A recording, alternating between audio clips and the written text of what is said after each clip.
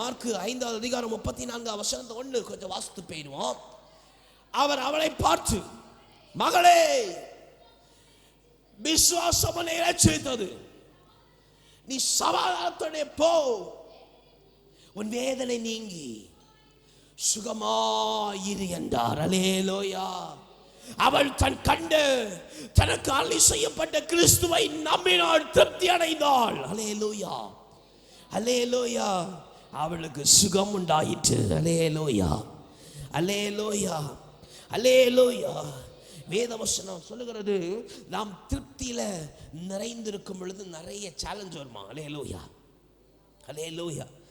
நாம் திருப்தியில நிறைந்திருக்கும் பொழுது, நாம் கிறிஸ்துக்குள்ள திருப்தியில நிறைந்திருக்கும் பொழுது அநேகமான சோதனைகள், சேலஞ்ச் வருமா? பிரசங்கில் அழகா சொல்லப்பட்டிருக்கு. அவன் சோத்திரம், உபத்திரம், கண்ணிகள்லாம் பெருகுமா? அல்லேலூயா, அல்லேலூயா, அல்லேலூயா. பிரசங்கி 5:10, 1, 8, 4, 8 எல்லாம் இதை வாசிக்க சமையல, இவைகள்லாம் பிரசங்கில சொல்லப்படுகிறது போல அநேகமான சேலஞ்ச் வருமா? அல்லேலூயா, அல்லேலூயா.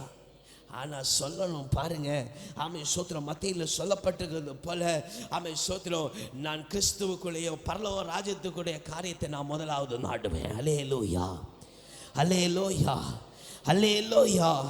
திருப்தி கர்த்தரிடத்திலிருந்து வந்தது என்றும் நான் அவரையே நம்புவேன் என்று சொல்லுகிற உறுதி உன்னிடத்தில் இருக்கணும். அல்லேலூயா, அல்லேலூயா, அல்லேலூயா. பாருங்க, இந்த திருப்தியில் இருக்கிற குறைவினால தான் நமக்கு இன்னல்களும் நெருக்கங்களும் பாடுகளும் சஞ்சலப்பும் பெருகிக்கொண்டு இருக்கிறது. அல்லேலூயா, அல்லேலூயா. நீ கிறிஸ்துவை கொண்டிருக்கிற அந்த சமாரிய ஸ்திரியை போல, ஆமை சோத்திரம், கர்த்தர் என்னில் வந்த ஸ்திரீ கர்த்தரை நம்பினது போல நீ கர்த்தர் மேல ஆமை நம்பிக்கை வைத்து அவரையே ஆமை சோத்திரம் திருப்தியாய் கொண்டிருப்பேன்னு சொன்னா, அல்லேலூயா, அல்லேலூயா.